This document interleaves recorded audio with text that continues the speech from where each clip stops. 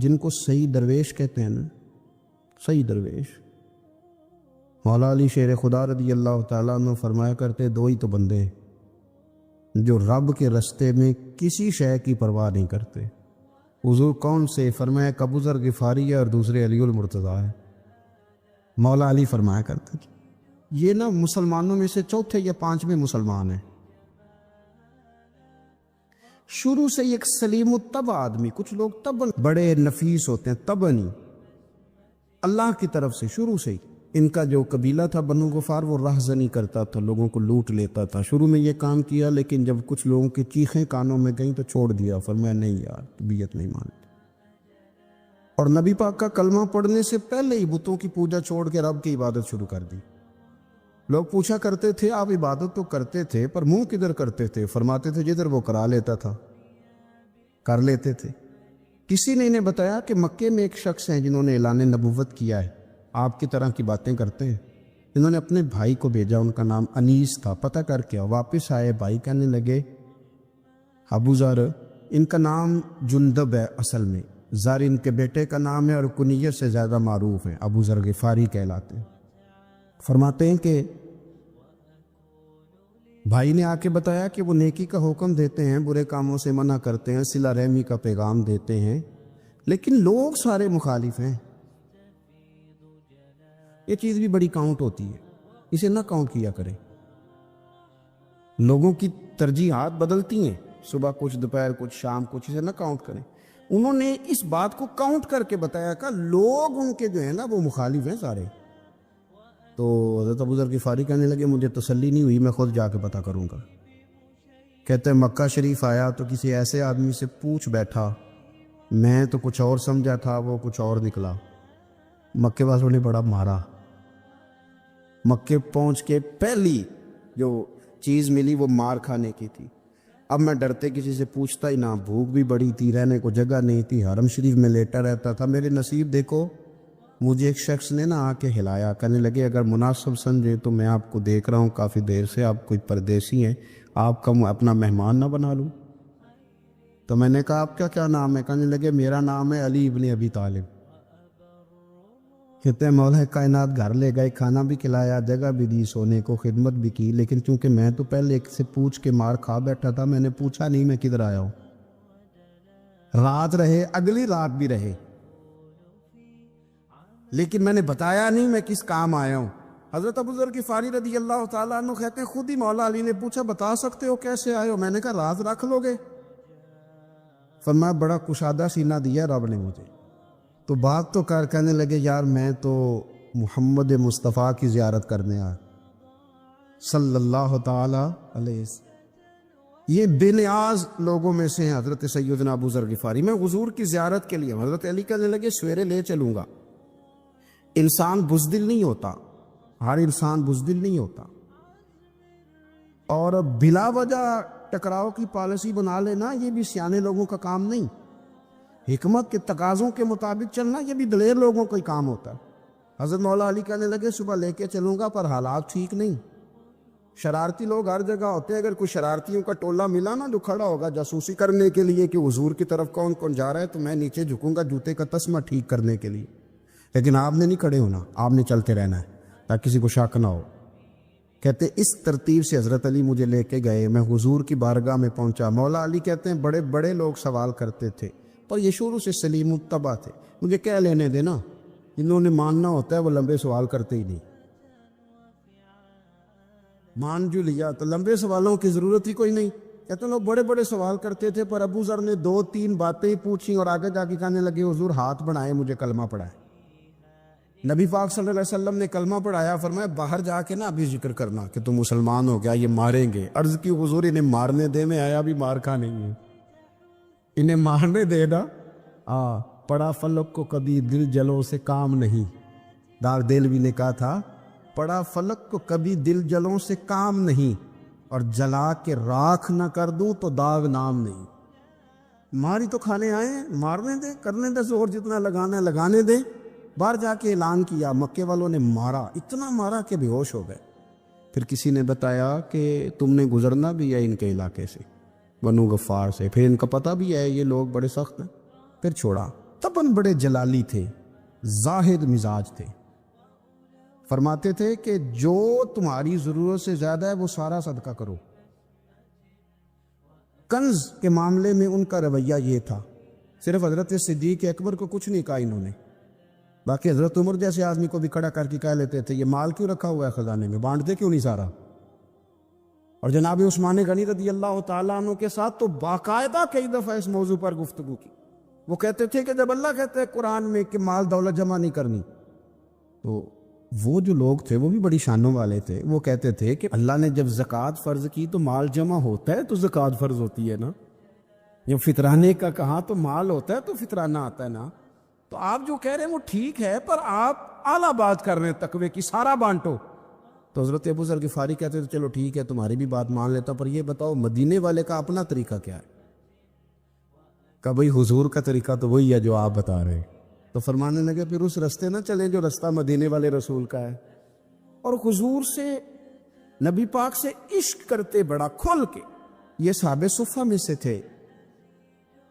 کلمے پڑھنے کے بعد چونکہ طبیعت جلالی تھی تو حضور نے بھیج دیا، فرمایا واپس جاؤ اپنے قبیلے میں تبلیغ کرو. واپس گئے، بھائی کو مسلمان کیا، والدہ کو مسلمان کیا، قبیلہ سارا مسلمان کیا، وہیں رہے.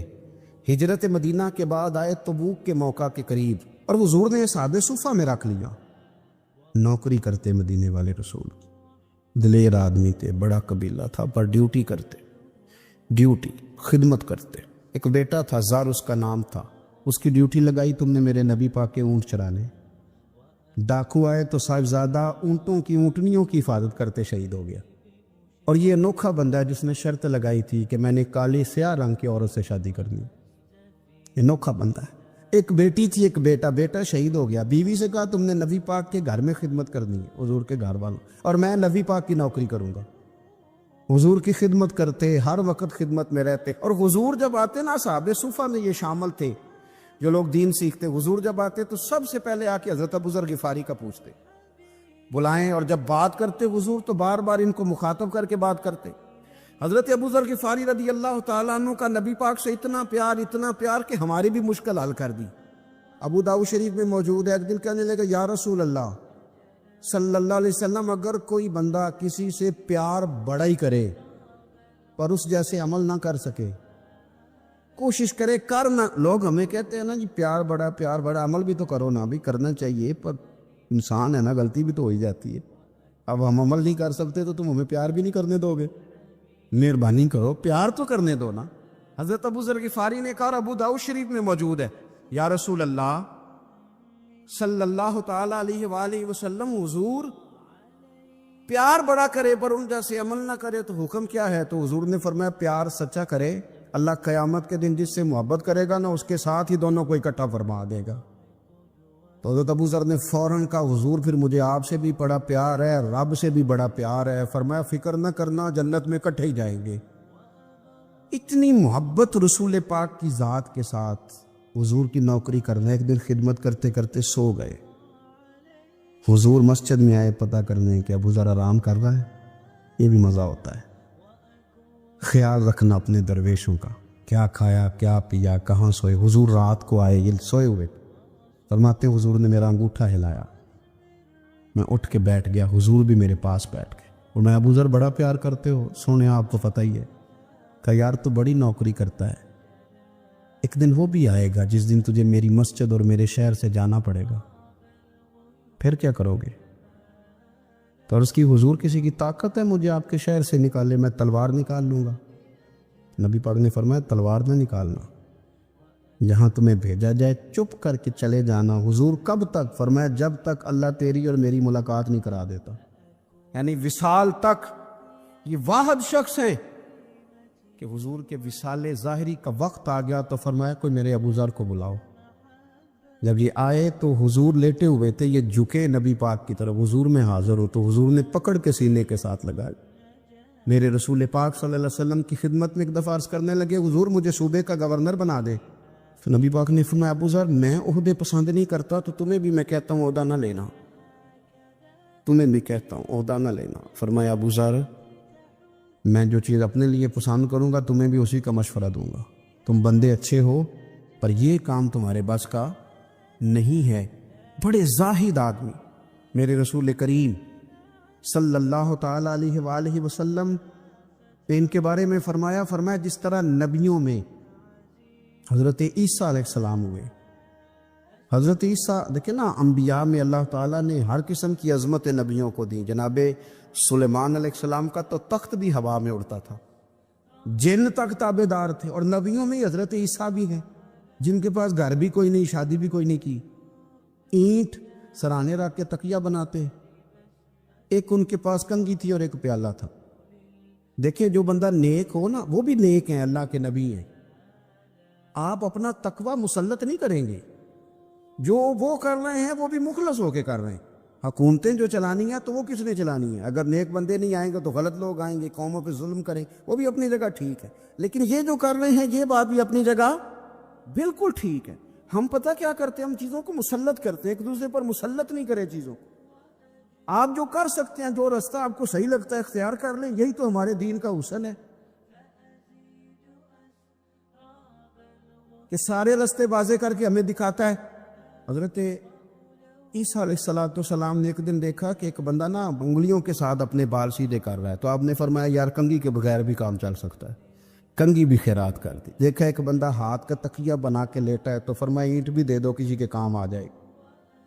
ایک دن دیکھا کہ ایک بندہ نا یوں چلو میں پانی پی رہا ہے، فرمایا پیالہ بھی رہنے دو، اس کے بغیر بھی کام چل ہی جاتا ہے. جناب عیسیٰ کا یہ زہد تھا. میرے نبی پاک علیہ السلام نے فرمایا جس نے جناب عیسیٰ کا زہد دیکھنا ہو وہ میرے ابو ذر غفاری کو دیکھے، ان کو دیکھے. یہ دنیا میں جناب عیسیٰ کے زہد کے مطابق چلتے پھرتے، ساری زندگی دولت کو، مال کو پسند نہیں کیا. جہاں رہتے تھے ایک گورنر صاحب نے 300 دینار تحفے میں بھیجے. تو ایک ہوتا ہے نا بندہ کہتا نہیں ضرورت نہیں. اور حضور سید عالم صلی اللہ علیہ وسلم نے حضرت عمر سے فرمایا تھا جو خود بخود آ جائے وہ قبول کر لو اللہ کی طرف سے. لیکن ان کا رنگ فقیری والا تھا اور تھوڑا انوکھا تھا. 300 دینار آئے تو فرمانے لگے اسے جا کے کہو تمہیں کوئی اور بندہ نہیں ملا دھوکہ دینے کے لیے، میرے گھر ہی مال بھیج دیا ہے. فرمانے لگے میرے پاس گدھا ہے سواری کرنے کے لیے، میرے پاس بکریاں ہیں دودھ پینے کے لیے، میرے پاس ایک چادر اضافی ہے سامان میں سے. میں تو ڈرتا ہوں کہ رب کہیں اس چادر کے بارے میں سوال نہ پوچھ لے، اور تم ہو کہ میرے پاس یہ لے کے آئے ہو. حضرت عثمان غنی کے پاس جا کے کہا کرتے کتنا لوگوں کے پاس پیسہ آ گیا ہے، ہر بندے کے گھر میں مال ہے، یہ کیا ہو رہا ہے؟ لوگوں سے کہیں خرچ کرے غریبوں پہ. عثمان غنی فرمانے لگے تمہیں تو خوش ہونا چاہیے کہ میرے دور میں لوگ خوشحال ہو گئے.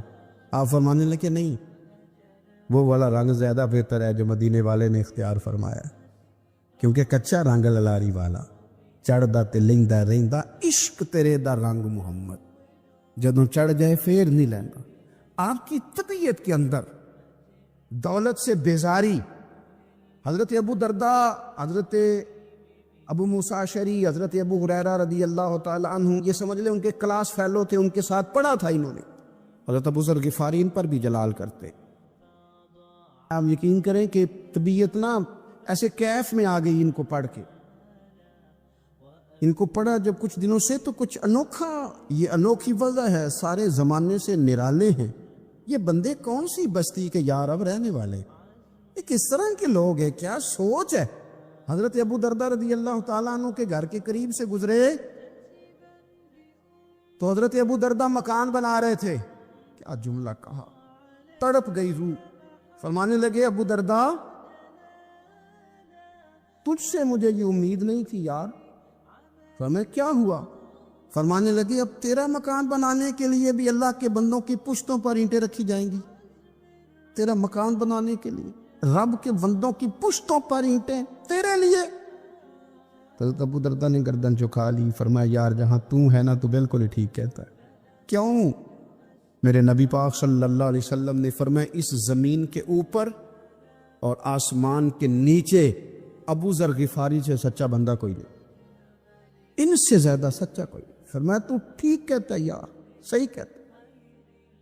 ایک طوائف اپنے کوٹھے سے اتر کے تو سیڑھیوں پہ بیٹھی تھی، ساتھ اس کا یار بھی بیٹھا تھا. بابا اپنی مستی میں جا رہا تو بابا جی کے پیروں سے کچھ مٹی اڑی تو اس عورت کے کپڑوں پہ پڑ گئی.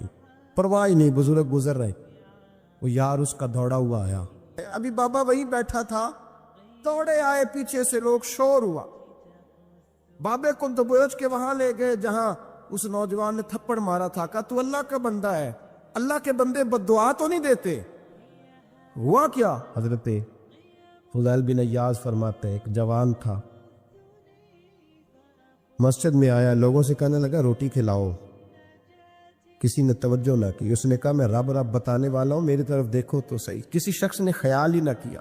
حضرت فضیل ابن عیاض کہتے ہیں امام صاحب نے اعلان کیا چندہ دو، کوئی لاوارث فوت ہو گیا، کفن دینا۔ چندہ کٹھا ہوا، کفن خریدا، جنازہ پڑھا، عشاء کے بعد دفن کر کے آئے۔ فجر کی نماز کے لیے جب امام اور مؤذن مسجد میں آئے تو چیخیں مارنے لگے، تڑپنے لگے، دور دور تک آوازیں پھیل گئی، دنیا دوڑی آئی۔ کیا ہوا؟ اعلیٰ حضرت فاضل بریلوی رحمت اللہ علیہ کے مکان کی دیوار گر گئی۔ ایک کونا مکان کا، آپ جانتے ہیں پرانی دیواریں چھوٹی ہوتی تھی اور بارشوں میں اکثر گھروں کی دیواریں گری ہوئی ہوتی تھی۔ ایک سائیڈ کی دیوار گر گئی تو اس کونے میں ہندوؤں کا گھر تھا۔ بات ذرا سخت ہے پر چلو آپ میرے عزیز ہے کر جاتا ہوں۔ ملا رومی رحمت اللہ تعالی علیہ فرماتے ہیں مجھ سے ایک شخص نے کہا کہ نبی پاک صلی اللہ تعالی علیہ وسلم اگر سراجم منیرہ ہے تو نظر کیوں نہیں آتے؟ لاوارث بن کے زندگی نہ گزارے۔ ہم نے کسی کو وارث بنایا نہیں، بیعت بھی رسمی، عقیدت بھی رسمی، ارادت بھی رسمی، رسم ہی رسم، نام لکھوانے کے لیے بس کہہ دیا فلاں جگہ ہے۔ او بھائی جب کو وارث ہوتا ہے تو پھر حالات بدلے ہوئے ہوتے ہیں، پھر مزاج بدلے ہوئے ہوتے ہیں۔ حضرت مرزا مظہر جانے جانا فرماتے ہیں کہ بارش ہوئی تھی تازی دلی میں تازی بارش ہوئی، ایک بابا لکڑی کے جوتے پہنے کھڑا ہوں، اللہ اللہ اللہ اسی کسے دے کچھ بھی نہیں لگ دے، نہ کوئی ساڈا دردی۔ بابا مست ہو کے جا رہا، اللہ اللہ کرتا جا رہا۔ ایک طوائف اپنے کوٹھے سے اتر کے تو سیڑھیوں پہ بیٹھی تھی، ساتھ اس کا یار بھی بیٹھا تھا۔ بابا اپنی مستی میں جا رہا تو بابا جی کے پیروں سے کچھ مٹی اڑی تو اس عورت کے کپڑوں پہ پڑ گئی، پرواہ ہی نہیں، بزرگ گزر رہے۔ وہ یار اس کا دوڑا ہوا آیا، اس نے آ کر تھپڑ مارا، کا خیال نہیں سارے اس کے کپڑے آلودہ کر دیے، تو کدھر تیرا دماغ نہیں ٹھیک؟ بابا نے نظر اٹھائی، کہا بیٹے میں نے دیکھا نہیں، چل اللہ تیرا بھلا کرے، تو نے بدلہ لے لیا۔ بابا جی چپ کر کے وَإِذَا خَاطَبَهُمُ الْجَاهِلُونَ قَالُوا السَّلَامَ، چپ کر کے گزر گئے۔ ٹھنڈ کا موسم تھا، بارش تازہ ہوئی تھی، حلوائی دودھ کاڑ رہا تھا، اس نے بٹھایا بابا جی کو پھٹے پہ، پیالہ پکڑا، دوڑ کے آگے بڑھا، بزرگ آ گئے، آئیے بیٹھیے، دودھ کا گرم پیالہ شکر ڈال کے دیا، بابا جی نے دودھ پیا، پھر نظر جھکی، پھر رنگ بدلا، کہنے لگے مالک تو کتنا بے نیاز ہے، کہیں تھپڑ مرواتا ہے، کہیں دودھ پلاتا ہے، تیری بے نیازی ہے نا، ادھر تھپڑ مروایا، یہاں دودھ پلایا، تو ہی جانتا ہے تیرے رنگ کیا ہے۔ ابھی بابا وہیں بیٹھا تھا، دوڑے آئے پیچھے سے لوگ، شور ہوا، بابے کو دبوچ کے وہاں لے گئے جہاں اس نوجوان نے تھپڑ مارا تھا۔ کہا تو اللہ کا بندہ ہے، اللہ کے بندے بد دعا تو نہیں دیتے؟ ہوا کیا؟ کہا تو نے بد دعا دی ہے؟ کہا نہیں دی، بات بتاؤ۔ کہنے لگے اس نے تجھے تھپڑ مارا، چھت پہ چڑھا ہے، پیر پھسلا ہے، گردن کے بل گرا ہے، منکا ٹوٹ گیا، مر گیا، تو نے بد دعا دی ہے۔ بابا جی کہنے لگے یار میں نے تو دوسرا لفظ بھی نہیں کہا، بھلا ہو کہہ کے گزرا ہوں، میں نے نہیں بد دعا دی۔ کہا تو نے دی ہے تبھی تو مر گیا۔ کہا نہیں دی۔ کہا بابا تو بزرگ آدمی ہے، سچ بول۔ تو بابا جی کہنے لگے سچ سنو، پھر میں آ رہا تھا، میرے پیروں سے مٹی اڑی، اس کے یار کے کپڑوں پہ پڑی، اسے برا لگا، اس نے مجھے مارا، جب اس نے مجھے مارا تو میں کوئی لاوارث تو نہیں تھا، جب اس نے مجھے مارا تو میں کوئی لاوارث تو نہیں تھا، مجھے دشمنوں نہ چھیڑو، میرا ہے کوئی جہاں میں ابھی پکار لوں گا، نہیں دور ہے مدینہ، اس نے مجھے مارا تو میں کوئی لاوارث تھا کہ میرا بدلہ کوئی نہ لیتا، اس نے مجھے مارا ہے تو میرے یار کو برا لگا ہے تو اس نے اسے مار دیا ہے، میری تو غلطی کوئی نہیں، یاروں کا جھگڑا ہے، یہ تو دوستوں کا جھگڑا ہے، یہ تو یاروں کا جھگڑا ہے، کوئی غلطی نہیں میری، کوئی غلطی نہیں، خش جنہ قدر نہیں میرا، اے میرے صاحب نو وڈیانیاں، میں تے گلیاں دا روڑا کوڑا، میں گلیاں دا روڑا کوڑا، مینوں محل چڑھایا ہے سائیاں، مینوں محل چڑھایا ہے سائیاں۔ فرمایا اس نے مجھے لاوارث سمجھا تھا کہ تھپڑ مار کے گزر جائے، میرا کو پوچھے گا ہی نہیں، میرے رسول پاک علیہ السلام کے بارے میں رب فرماتا ہے ابھی میں تو تیرے ہوتے ہوئے کافر کو سزا نہیں دیتا کہ تو موجود ہے.